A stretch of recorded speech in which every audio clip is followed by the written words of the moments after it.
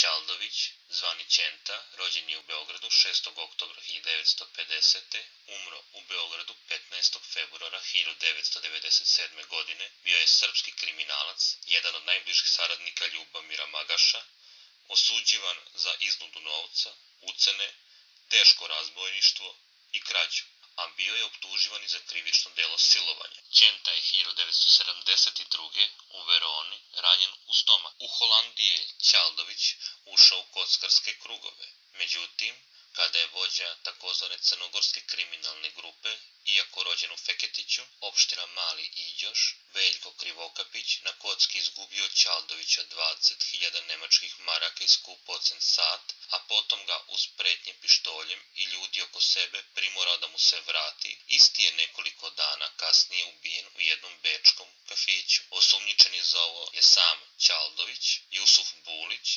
i Ljubomir Magaš. Nalazili su se svi u bekstvu. Međutim, na zahtev Austrije, prema optužnici koja ih je teretila za ubistvo iz bezobzirne osvete, i u Beogradu je izdata poternica.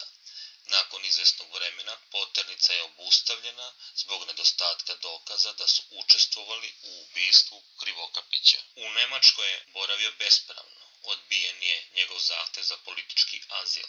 Nemačke vlasti su to odbile, pa je on odlučio da zajedno sa svojim prijateljem Ljubom Magašem pristupi ravnogorskom pokretu srpske emigracije i tako proba da sebi obezbedi stalno boravište na području SR Nemačke. Velika potera nemačke policije za Čaldovićem počela je onog trenutka kada je 1981. godine kupio najnoviji i najskuplji model Mercedesa Benz 500 SL, tadašnji automobil godine u Nemačkoj. To je pobudilo nove sumnje jer Čaldović nije bio zaposlen, te zvanično nije imao ni osnovne legalne prihode. Krajem 80-ih izašao iz zatvora, oženio se, iz Nemačke je proteran 92. godine.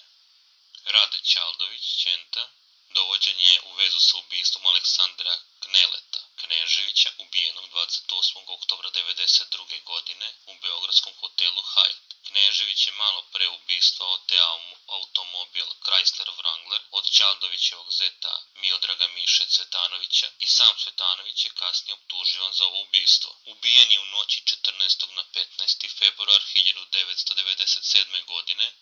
Nepoznati ubica ga je kroz bočno staklo izrešetao automatskim oružjem dok je sedeo u svom vozilu u Francuskoj ulici u Beogradu. Sa njim je u kolima ubijena i Maja Pavić, novinarka TV Pink i venčana kuma Svetlane Ražnatović.